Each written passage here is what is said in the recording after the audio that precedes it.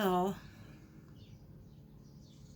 we're reading Genesis, and in Genesis, there are slaves. Um,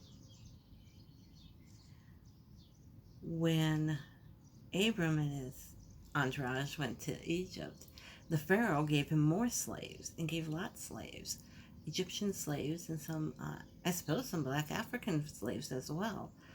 And because the Egyptians did have black African slaves, but they also had Egyptian slaves. So it's kind of, so, that's over 3,000 years ago. And so it's been going on for quite a while, slavery. Um, it's the ugly truth. And it's a truth that a lot of black Americans don't want to hear about because in their minds, white people from the States or the area of the States went to Africa and kidnapped people and brought them back as slaves. There may have been a little bit of that going on, but what really happened for the slaves here in North America were the Portuguese traders and the Dutch who went into Africa, and they saw tribes fighting with each other. A lot of times the victor, you know, enslaved the women and children and killed a lot of the men.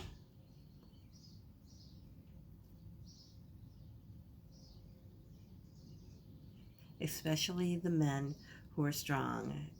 If they didn't get killed in battle, they killed them. And yeah, they took others as slaves right there in Africa. And when the white men, or the Portuguese, the Dutch, and whoever got there, and they're like, well, you don't have to kill them all off. We'll take the healthy men and some of the healthy women. Sure, we'll take them and we can use them. So that's how the white people started to enslave the black. And the first slaves in the Americas were really in Central American, the islands there, like Haiti, and there's and down and further south, all that. That's really where a lot of the black slaves first came, or at least that was the first place. And then Brazil, of course, because that was Portuguese, and some other places in South America, and then they went up into the North American region. So that's the history of the white people taking black people as slaves. It was first when white people first started going to Africa, they saw that these people were enslaving one another, and they're like, why don't we just give them something they need and get the people, and we'll have our own slaves type thing.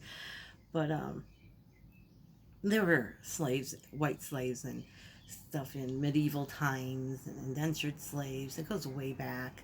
I mean, in China, there's still some slavery going on in areas, and probably from what I know from the black men I've met who were from Africa, who came here from Africa to work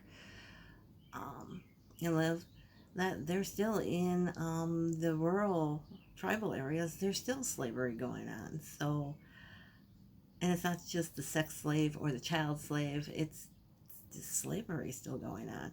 And a lot of black Americans don't want to believe that. And I actually had one call me racist because I posted something about it on Facebook, and she just blew up and went nuts. And it's like, look at your own history, study it. Study it. I know it's not in our textbooks here in the U.S., but if you look, you can find the books and things like that where it's documented that this is how it happened. And actually, a group of black Africans found that out when here in North America, I cannot remember the man's name, but he had some wealth, and he started a movement, and they got a ship. He bought land. He, or a group of himself and a group of people, bought land in Africa, and they filled up a ship with people who wanted to return to Africa because they were only like, some of them were just like the grandchildren of slaves, and they wanted to go back to Africa because they felt that's where they belonged. But when they got to Africa, they had trouble with the people surrounding them because they didn't want them back in Africa. It's like, and I actually worked with a young man who went on and on about, uh, he should have 40 acres of land and blah, blah, blah. It's like, well, you were never a slave. You weren't supposed to get the 40 acres of land. The freed slaves were supposed to get the 40 acres of land each. Only a handful did, I guess, and which is really sad. And those that did get the land didn't know what to do with it in some cases because they had only worked the land. They didn't know how to manage it, which was really sad. That they should have been given teachers and stuff to help them with that. But one of the older men I work with said, "Hey, I will buy you a ticket. You can go back to Africa."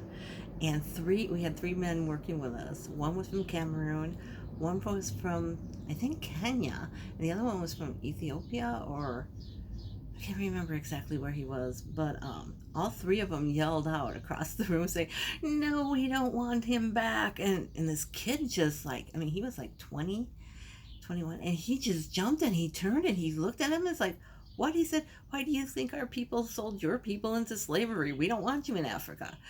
And he was just looking at them like, "What?" I said, "You didn't know that's how it all started?" And he's like, "What do you mean?" I said, "The black Africans, whenever there was tribal wars, they would kill off the strongest warriors and keep the rest for slaves." And he's like, "What?" And these three guys it's still going on in some places in Africa. And he's like, "What?" It's like, yeah. It's like, yeah.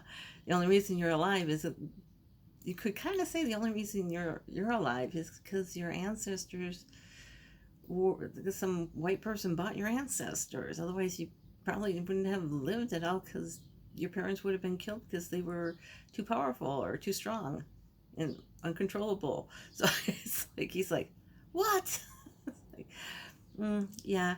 Yeah, no, you weren't treated right here, and your whoever was the slaves, they were definitely not treated right, and they're still not being treated right at times, but yeah. So, but slavery has been going on for at least 3,000 years, probably 5,000 years. Um, if you talk to some of the historical experts, they can probably date it back that far, if not further. So, yeah, it's going to take a lot of time to change the attitude. It's not just the white man's attitude.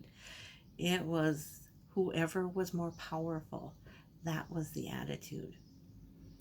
So that was a sign of being rich, a sign of being powerful. You had slaves. So, um, sorry for the depressing thing, but it's something we have to realize and ask God, what do we do? How can we change this attitude? It's not good anymore. So, say your prayers. Bye.